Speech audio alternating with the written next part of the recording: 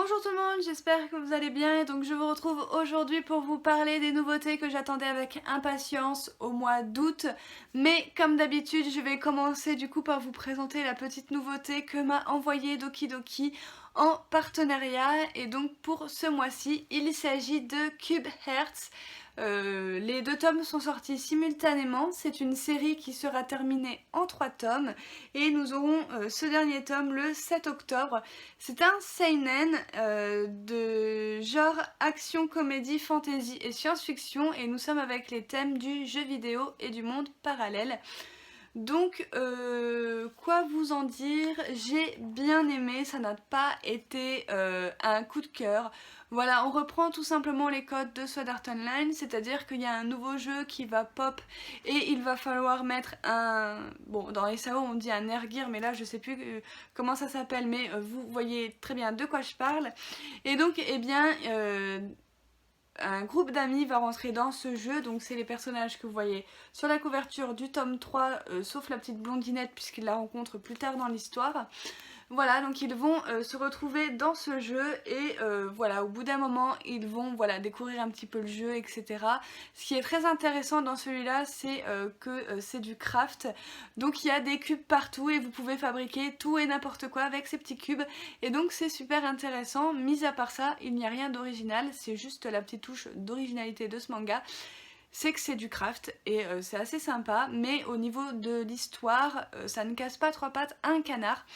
Donc du coup voilà, donc on va suivre ces personnages là dans la découverte de ce nouveau monde et de ce nouveau jeu, sauf qu'à un moment donné il va y avoir un problème.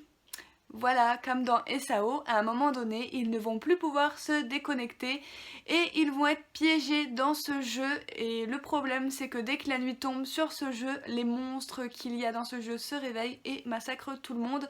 Et si vous mourrez dans le jeu, j'imagine... Enfin, nous, on ne le sait pas encore, mais on meurt aussi dans la vraie vie. Comme dans SAO, c'est un petit peu un copier-coller de SAO, hein, moi je vous le dis. Il y a juste que c'est du craft et qu'il faut tout construire avec des petits cubes, machin, qui est assez original. Mais voilà, sinon il y a des monstres, c'est le même principe, les joueurs sont coincés dans le même principe que SAO. Voilà, il n'y a pas beaucoup d'originalité dans ce titre, je trouve. Et tout en fait est assez... ça va tellement vite vu que c'est une série qui est terminée en 3 tomes comparé à SAO où il y a je sais pas combien d'arcs, que tout va beaucoup trop vite et du coup on sait déjà ce qui va se passer à l'avance, surtout si on a lu Sword Art Online avant ou qu'on connaît Sword Art Online avant. Donc c'est assez dommage que l'auteur n'ait pas plus, on va dire, réfléchi pour faire quelque chose de plus différent de Sword Art Online, je trouve. Mais voilà, en attendant, c'était sympa, donc on va les suivre du coup à travers cette aventure, à voir jusqu'où ils pourront aller, combien il y aura de morts dans sa série, parce qu'il y a des morts effectivement, hein, sinon ce n'est pas drôle. Pareil que dans SAO, il y a d'autres personnages qui ont le droit de buter des joueurs et ça en fait des méchants. Donc du coup voilà, je vous l'ai dit, rien d'original dans cette série. Donc du coup voilà, j'ai aimé sans plus cette lecture qui m'a trop fait penser pour le coup à Sword Art Online. Et on va pas se mentir, mais SAO c'est tellement mieux foutu et on va dire que j'ai eu un gros coup de cœur pour les personnages de SAO. Donc voilà, on s'attache bien à nos petits personnages, mais personnellement je n'ai pas été touchée quand un personnage meurt ou quoi que ce soit. Donc voilà, les dessins sont tout de même assez jolis, j'aime beaucoup, il y a du détail, il y a du décor, c'est assez sympa, je vous montre ce que ça donne au niveau dessin. Donc voilà, en attendant, comme vous l'aurez compris, ça n'a pas été une lecture transcendante pour moi, mais c'est assez sympa. Je lirai tout de même le dernier tome pour savoir comment ça finit. Mais du coup, voilà, donc je ne peux pas vous le recommander à 100%, à moins que vous aimiez vraiment le craft et vraiment les mangas dans des mondes parallèles avec les jeux vidéo, tout ça, des personnages qui se retrouvent bloqués au bout de leur vie dans un jeu vidéo. Je vous le conseille, mais mis à part ça, vous pouvez très bien passer votre chemin, il est pas indispensable. J'ai lu le tome 1 de Dead Company et que j'attendais avec beaucoup d'impatience parce que c'est de Yoshiki Tonogai et j'ai toutes ses œuvres et j'adore cet auteur avec ses personnages à tête d'animaux. Voilà, faut pas chercher, c'est mon délire. Et donc du coup, c'est une série qui est toujours en cours au Japon avec 2 tomes. Nous aurons le tome numéro 2 le 5 novembre. Il est au prix de 7,90 €. Je n'ai pas dit pour Cube Hertz, mais c'est au prix de 7,50 € comme tous les titres de chez Doki Doki. Il est de type seinen et c'est de genre action, fantastique, horreur, mystère et psychologique, et nous sommes avec le thème du survival game comme je les aime. Et donc j'ai beaucoup aimé. Donc là je pense que beaucoup de monde ont vu passer ce manga ou ont vu la bande-annonce de Kiyun, parce que Kiyun l'a un petit peu matraqué partout ce manga et tout, et donc on va se retrouver ce coup-ci à l'inverse de Judge et de Dupes. Du côté des meurtriers que des victimes, on va passer de l'autre côté du décor, comme on dit. Et donc on va suivre Ryosuke, donc je vais vous le montrer parce qu'il n'est pas sur la couverture, qui est ce jeune homme que vous voyez ici. Voilà, qui a vécu, on se doute, un délire à la Judge et à la Duped, mais il a survécu, c'est le seul survivant de ce massacre, on va dire. Et du coup il ne sait pas quoi faire, il reste cloîtré chez lui. En même temps ça peut se comprendre, ça a dû être très psychologique de survivre à ça. Enfin voilà, je pense qu'on n'en ressort pas indemne même si on est encore vivant. Donc du coup voilà, il a beaucoup de mal à s'en remettre, il fait des cauchemars, etc. Mais pour venir en aide à sa mère et une seconde paye chez lui pour aider sa maman, il va décider de retrouver du travail, et donc il va aller à la Dead Company, qui est une compagnie de jeux vidéo. Et il va se faire un petit peu recruter par dossier, tout simplement parce qu'il a été victime d'un jeu morbide, tout simplement. Donc là il se pose quand même un petit peu des questions en se demandant mais pourquoi est-ce que ça les intéresse que j'ai vécu à ça. C'est tout simplement parce qu'ils font des jeux bien évidemment de massacre. Donc du coup voilà, ils se sont dit que ça pourrait être bien d'avoir quelqu'un qui ait survécu à un jeu de massacre mais version réelle, pour pouvoir créer le meilleur jeu du monde. Ce que Ryosuke ne sait pas au départ, c'est que, eh bien, en fait, derrière l'écran où c'est qu'on voit des véritables personnages de jeux vidéo, ça ne paraît pas. Je vais essayer de vous montrer ça. Donc voilà comment Ryosuke les voit par son écran. C'est des petits chibis, ça ressemble à des joueurs. Mais Dead Company cache un truc, en fait, c'est que derrière cet écran qui transforme les joueurs en chibi et où c'est qu'on dirait que c'est un jeu vidéo, c'est des personnes réelles qui sont en train de se massacrer les uns aux autres. Donc du coup voilà, nous sommes bien du coup dans l'envers du décor. Et donc Ryosuke, à un moment donné, il va être au courant et il va commencer à péter les plombs. Et donc je m'arrêterai là pour le résumé, sinon je vais vous spoiler. Mais la fin est juste excellente et j'ai vraiment trop hâte d'avoir le tome 2 entre les mains pour voir comment ça va se passer. Mais en attendant, c'est vraiment très très bien, et la fin se termine dans un retournement de situation que j'ai beaucoup aimé. Voilà, je ne m'y attendais pas à ce que ça arrive tout de suite maintenant dès le premier tome, et bah si. Mais on peut se mettre à la place de Ryosuke et comprendre que le gars, il est passé de l'autre côté, il a déjà vécu un truc traumatisant. On en rajoute encore une couche qui va être encore traumatisant pour lui, et à un moment donné, il dit stop et sa tête, enfin voilà, ça vrille quoi. En gros, il va devenir un petit peu taré, j'ai bien l'impression. Mais voilà, donc en gros, j'ai trop aimé ce premier tome. Il y a eu des avis quand même assez mitigés, j'ai vu sur les réseaux sociaux. Mais moi j'ai adoré, c'est complètement ce que j'aime lire, donc voilà, j'adore cet auteur, et donc je ne suis absolument pas déçue de cette nouvelle série qui commence bien plus fort que Secret, qui est pour moi la mauvaise série de l'auteur. Du coup voilà, on peut pas être non plus au top niveau à toutes les séries. Mais du coup voilà, celui-ci je vous le conseille, surtout si vous avez kiffé Judge et Duped, parce que là on se retrouve de l'autre côté et donc ça va être super intéressant pour la suite de l'histoire. Et ben je vais continuer dans les seinen avec le tome numéro 1 de Goodbye My Rose Garden de DR Peperico. Je ne sais absolument pas si ça se dit comme ça, mais c'est pas trop grave. Voilà, donc c'est chez Komiku, c'est une série qui sera terminée en 3 tomes et nous aurons le tome 2 le 29 octobre 2020, il est au prix de 8,50 €. C'est de genre drame historique, romance et tranche de vie. Et il a les thèmes de l'amitié. Donc on va tout simplement, nous sommes déjà en Angleterre en 1900. Nous allons suivre cette jeune femme qui est une japonaise qui débarque en Angleterre à la recherche d'un écrivain. Tout simplement parce qu'elle écrit elle aussi des romans, elle est passionnée de littérature et elle adorerait lui faire lire bien tout simplement son premier roman pour avoir son avis. Malheureusement pour elle, elle va se faire un petit peu rembarrer par l'éditeur parce qu'il n'a pas le droit bien évidemment de dévoiler les informations confidentielles de ses auteurs.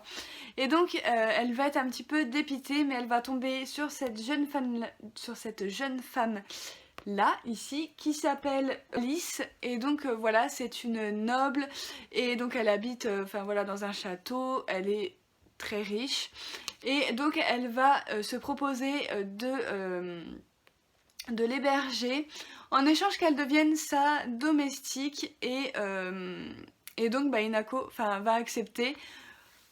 Voilà, puisque en échange, elle va essayer de découvrir, voilà, où pourrait se cacher cet écrivain pour pouvoir lui faire lire son roman. Cette dame-là va lui faire une proposition assez étonnante que je vous laisserai découvrir dans le manga, mais c'est une jeune femme qui a pas mal souffert, voilà, puisqu'elle cache un lourd secret. C'est une dame. Enfin, c'est une femme qui aime les femmes et en 1900, ce genre de choses était très mal vu et on pouvait aller directement en prison pour ce genre de choses. Donc voilà, elle est assez meurtrie et c'est très dur pour elle, on le voit très bien dans ce manga. Donc c'est un manga qui dénonce également pas mal de choses au niveau homosexualité, et donc j'ai beaucoup aimé. On a vraiment beaucoup de choses dans ce manga. On a le côté littéraire qui est vraiment bien écrit et on a aussi le côté un petit peu féministe du manga que j'ai beaucoup aimé. Donc du coup voilà, je vous laisserai découvrir, mais c'est un tranche de vie que j'ai beaucoup aimé. Les dessins sont magnifiques, franchement j'ai beaucoup aimé. Je vais vous montrer quelques pages, mais franchement c'est très très beau. Et aussi on a les différences culturelles entre une japonaise et une anglaise qui sont super intéressantes. Donc du coup voilà, je vous le recommande. Voilà, si vous aimez Arte, si vous aimez les tranches de vie avec des femmes assez fortes, ou que c'est qu'on défend un petit peu la cause des femmes, je vous le recommande absolument. Il était génial, c'est un petit coup de cœur que j'ai eu pour ce manga. Il est vraiment, c'est une pépite. On avait moi aussi, que j'attendais aussi avec impatience parce que c'est de Reiko Momoshi et j'ai beaucoup aimé Daisy Lisen à Fukushima et Double Jeu. Donc voilà, je continue les œuvres de cette mangaka. Et celui-ci n'a pas loupé à la règle, c'est un véritable coup de cœur, même si par moments j'ai été un petit peu mal à l'aise avec l'héroïne puisque nous allons parler harcèlement. Donc c'est une série terminée en 2 tomes et nous aurons le tome 2 le 22 octobre. Il est au prix de 6,99 €. C'est un josei, c'est de genre drame psychologique et tragique. Et nous sommes avec les thèmes de l'harcèlement, de la société et du travail. Et derrière ils mettent aussi féminisme. Et c'est tout à fait ça, on va être avec cette jeune héroïne donc, qui s'appelle Satsuki. Elle travaille en intérim en tant qu'opératrice dans un service client téléphonique. Voilà, ça fait 3 ans qu'elle y est, tout se passe merveilleusement bien, elle aime son travail, elle s'y sent à sa place, ses relations avec ses collègues sont au top, jusqu'au jour où tout va changer, jusqu'au jour où c'est qu'elle va se faire harceler par son supérieur hiérarchique, et là ça va être la descente aux enfers, puisque ce monsieur voilà se permet des choses qu'il ne devrait pas se permettre, comme de la toucher, de mettre sa main dans la sienne, de mettre sa main sur sa cuisse, ou encore de lui proposer un week-end rien que tous les deux, avec bien évidemment la nuit incluse. Donc je vais pas vous faire un dessin sur ce qu'il attend. Du coup, Inako va être pas mal perdue sur ce qu'elle doit faire. Elle va essayer d'en parler autour d'elle, mais malheureusement les gens autour d'elle n'ont pas l'air de se rendre compte à quel point c'est très grave ce qui lui arrive au niveau psychologique et au niveau surtout santé également, hein, psychique aussi. Donc du coup voilà, elle va être au bord du désespoir. Pour vous dire, ça va aller très très loin, mais je vais quand même vous laisser le découvrir. À votre avis, va-t-elle réussir à s'en sortir ou va-t-elle tout simplement tomber trop bas pour pouvoir se relever? Je vous laisserai le découvrir du coup avec le tome numéro 1 de Moi aussi, qui est vraiment super génial et franchement j'ai trop hâte de lire le tome 2 et de voir ce qui va arriver du coup à notre héroïne et surtout à notre salopard de supérieur hiérarchique. Donc du coup voilà, et surtout aussi ce que je tiens à préciser, c'est qu'on est au Japon. Donc au Japon et en Europe, ça se passe pas du tout pareil. Donc du coup voilà, ça commence seulement à bouger en 2020 au Japon depuis quelques années. Donc c'est vraiment tout récent. Alors qu'en Europe, on a quand même depuis pas mal d'années maintenant, même si ça fait pas non plus des années que ça existe, qu'on a le droit de parler comme ça. Au Japon, c'est beaucoup plus dur qu'en Europe. Et donc, voilà, j'ai beaucoup aimé cette lecture. Et donc, je vous la recommande vivement parce qu'elle était vraiment génialissime. J'ai adoré et j'ai qu'une hâte, c'est d'avoir le dernier tome pour savoir comment ça va se finir. Et j'espère de tout cœur que ça va se finir bien. Pour finir, j'ai le premier tome de Ça reste entre nous, donc un petit shoujo pour bien finir cette vidéo. Donc c'est un shoujo terminé en 3 tomes et nous aurons le tome numéro 2 le 23 octobre. Il est au prix de 6,85 € chez Kana. C'est de Haru Aoi. Donc voilà, c'est avec les thèmes de la romance school life et on est bien évidemment avec le thème de l'amour. Sinon ce serait pas drôle, hein. Donc j'ai beaucoup aimé cette lecture qui est assez drôle et atypique, j'ai envie de dire. On est avec une jeune fille, donc je vais vous la montrer, les dessins sont sublimes. On est avec cette jeune fille là que vous voyez sur la couverture qui s'appelle Towako, qui est présidente du conseil des élèves. C'est une fille qui fait que bosser, qui a d'excellentes notes. Voilà, et surtout elle a un petit point qui fait qu'elle est un petit peu atypique, c'est qu'elle prétend détester les garçons, mais en fait c'est juste une promesse qu'elle a faite à sa mère de ne jamais côtoyer les garçons parce que sa mère trouve que les garçons sont tous pareils et que c'est des cons. Voilà pour vous résumer un peu les trucs. Donc elle a défendu à sa fille de s'approcher et de devenir amie avec les garçons, donc elle fait genre elle les déteste, elle veut pas que les garçons s'approchent d'elle et tout, alors qu'en fait c'est une véritable petite perverse puisqu'elle note tous ses fantasmes dans son cahier qui va être découvert et ramassé par le jeune homme que vous voyez sur la couverture et qui va lui faire du chantage, c'est-à-dire qu'il va lui proposer en échange de ce secret de faire tout ce qu'il y a de noté dans son carnet avec lui. Donc voilà, je fais pas un dessin, il y a des trucs qui sont notés assez mignons dans son carnet, mais ça peut aller jusqu'au hard. Donc du coup voilà, c'était assez amusant. Le gars est légèrement bizarre et dérangé, on va bien se l'avouer. Mais c'est pas trop grave, je trouve que ça marche plutôt bien parce que les deux finalement sont assez bizarres et dérangés. Enfin voilà, on en a une qui prétend détester les garçons juste pour une promesse à sa mère mais qui en fait est une véritable perverse qui note tous ses fantasmes dans le moindre détail dans un carnet. Et on a un garçon vraiment atypique voilà, qui lui propose ça. Et donc on va tomber un petit peu dans une relation assez malsaine. Donc du coup voilà, mais c'était quand même sympa, hâte d'avoir le tome 2 parce que le tome finit quand même dans un suspense de fou avec je pense de nouveaux personnages qui vont arriver et qui vont bouleverser le quotidien de notre héroïne, mais en attendant c'était assez sympa et franchement les dessins de l'auteur ils sont vraiment magnifiques, je pourrais vous montrer n'importe quelle page, ils sont tellement beaux. Voilà, franchement j'ai eu un gros coup de cœur pour les dessins et l'histoire est vraiment pas mal, moi ça m'a fait un petit peu marrer, voilà, sans prise de tête etc, c'est un petit shoujo classique en soi. Enfin voilà, on a déjà vu avec par exemple Ellie, voilà, qui note aussi ses fantasmes sur Twitter, elle carrément, donc du coup voilà, c'est à peu près le la même idée, mais là c'est un petit peu plus malsain que dans Ellie, je dois dire. Donc du coup voilà, hâte de voir ce qui va se passer dans le tome 2, hâte de voir jusqu'où ça va aller, si ça va être encore une relation malsaine et interdite. Donc du coup voilà, à voir tout ça, je suis assez... J'ai encore pas mal de questions à propos de ce shoujo, donc du coup voilà, on peut dire que ça a été une très bonne lecture et j'attendais ce shoujo avec impatience. Donc du coup pas du tout déçue de cette petite lecture, de ce petit shoujo. Et donc du coup voilà, j'espère que cette vidéo vous aura plu. N'hésitez pas à me le dire dans les commentaires si vous avez lu également une de ces nouveautés, à me dire votre avis. Moi ça me ferait toujours plaisir d'échanger avec vous sur les nouveautés. Donc une petite déception, c'est ce que m'a envoyé Doki Doki, donc Hertz. Voilà, je m'attendais à autre chose et que ça ressemble beaucoup moins à Sword Art Online. Voilà. Mis à part ça, j'ai aimé tout le reste de mes lectures avec pas mal de coups de cœur, 3 coups de cœur quand même sur 5 présentations. Donc on peut dire que ça a été un joli mois avec de très belles nouveautés.